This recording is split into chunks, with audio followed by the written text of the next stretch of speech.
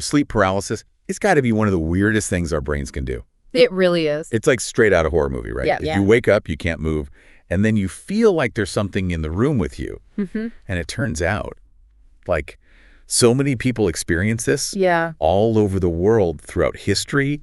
It's like a universal fear, almost. It's incredibly common. So we've got your research, right? And we're going to do a deep dive into this whole thing. Okay. Sleep paralysis, shadow people, the whole 9 yards. Sounds good. But first off, for anyone who hasn't experienced this, what exactly is sleep paralysis? So sleep paralysis, it's actually harmless.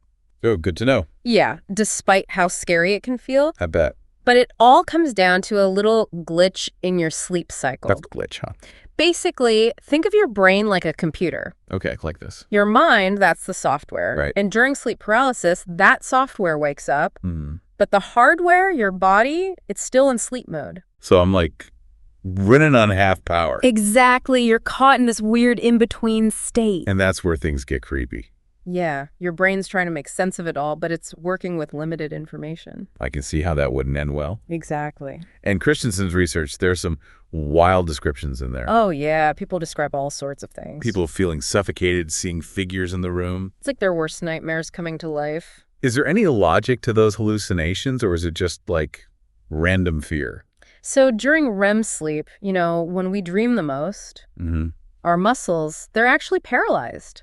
Really? Yeah, it's thought to be the brain's way of stopping us from acting out our dreams. That's kind of cool, actually. Yeah, but with sleep paralysis, that paralysis, it lingers, even as your mind's waking up. So my brain's still in dream mode, but I'm coming to? Precisely. No wonder people feel terrified. Right. It's a recipe for a primal fear response. For sure. Your mind's aware, but your body's stuck. And then you add in the bizarre sensations of REM sleep. Like what? Well, even something like breathing. We don't breathe as deeply during REM. Okay. So in that state, it can feel like you're suffocating. Wow. So even breathing can be scary in that state. Your brain interprets it in a completely different way. That's wild. It really shows you how powerful our minds are. Absolutely. Even when they're playing tricks on us. Exactly. And speaking of tricks, we should probably talk about those shadow people. Oh, yeah, the shadow people.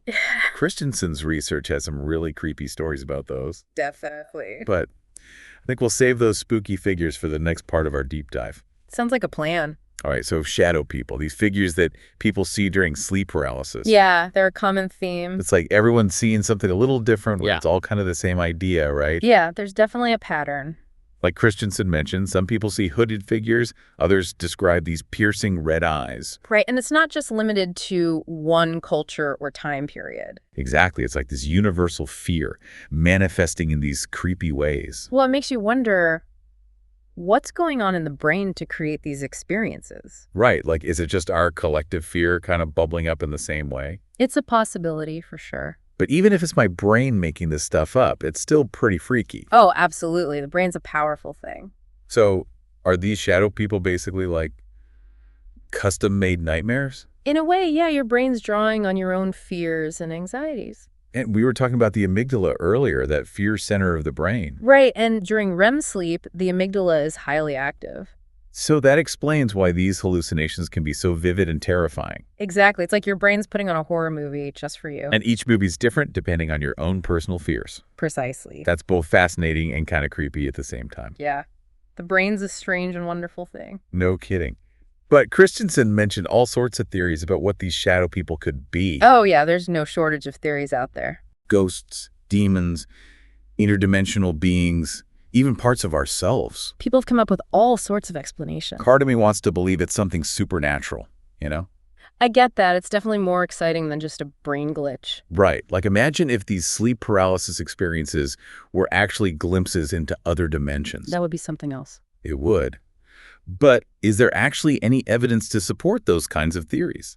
Well, while it's impossible to completely rule anything out, Okay, fair enough. it's important to remember that our brains are always trying to make sense of the world. Right, even when they're half asleep. Exactly. Even in altered states of consciousness, like sleep paralysis, So even if it's just a bunch of random neurons firing. Our brains are trying to create a story, something that makes sense. By drawing on whatever we already believe, right? Precisely. So, like, if I grew up hearing stories about, say, a monster under the bed, my sleep-deprived brain might be more likely to conjure up that image during sleep paralysis. It's entirely possible. Because that's a fear that's already kind of wired into my brain. Exactly, and your brain's just pulling from those pre-existing fears. Wow.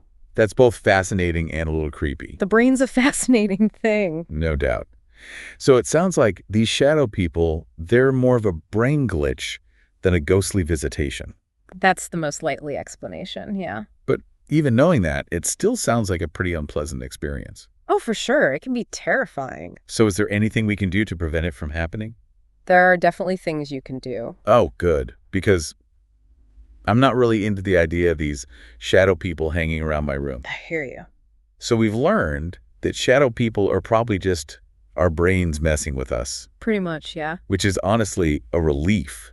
Right. Better a brain glitch than an actual ghost. Exactly. Yeah. But even though it's not real, it still sounds pretty freaky. Oh, it can be terrifying, for sure. So is there anything we can do to, like, make it less likely to happen? Actually, yeah, there are a few things you can try. Okay, good. Because I'm not really into the idea of these shadow people hanging around my room. I hear you. Well, remember how we talked about sleep paralysis being linked to those disrupted sleep cycles? This is where those good sleep hygiene habits come in. Right. Getting enough sleep, all that good stuff. Exactly. And Cannon, he's a big proponent of maintaining a regular sleep schedule. Like going to bed and waking up the same time every day. Yep. Consistency is key. I've heard that before, but I'm always bad at actually doing it. It can be tough, but it really does make a difference. Okay, I'll try to be more consistent. And another thing that can help is creating a relaxing bedtime routine. Like a bath or something. Exactly. A warm bath, reading a book, anything that signals to your brain that it's time to wind down.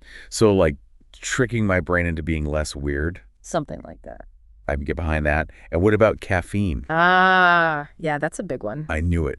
I love my coffee, but I've noticed that it definitely messes with my sleep sometimes. Caffeine and alcohol. Those are both best avoided before bed. All right. No more late night coffee for me. It's worth it for a good night's sleep. Totally. So we've covered sleep hygiene, but what about stress? Stress. Life can be pretty stressful. And I know that when I'm stressed out, my sleep is usually the first thing to go. Absolutely. Stress and anxiety can have a huge impact on your sleep quality. And we talked about how the amygdala, that fear center in our brains, is super active during REM sleep. Right, and stress can actually increase activity in the amygdala. So it's like a vicious cycle. Exactly. Stress leads to poor sleep, which can then make you more susceptible to things like sleep paralysis. Okay, so how do we break the cycle? Well, managing stress is crucial, and luckily there are a lot of things you can do. Like what? Exercise. Wu, in his research, he talks about how exercise is not only good for your physical health, right, but it also helps reduce those stress hormones that can mess with your sleep. I definitely feel more relaxed after a good workout. Exactly. It's like a natural stress reliever. And it can help regulate your sleep-wake cycle too, right? Exactly. It's like a 2-for-1 deal. I'll take it. What else? Prather, he's really into mindfulness practices like meditation. Oh, yeah. I've heard good things about meditation. It's incredibly helpful for training your mind to stay present and calm even when things get hectic. And that calm can lead to better sleep. Precisely. It's all connected. Wow. So we've talked about sleep hygiene, stress management, mindfulness. All important factors in getting a good night's rest. And hopefully avoiding those sleep paralysis episodes. Exactly. Well, this has been a fascinating deep dive, to say the least. It's been a pleasure talking about all this with you. Likewise. So, to everyone listening, we hope you learned something new about sleep paralysis and those mysterious shadow people. And remember, a good night's sleep can make all the difference. Absolutely. Sweet dreams, everyone.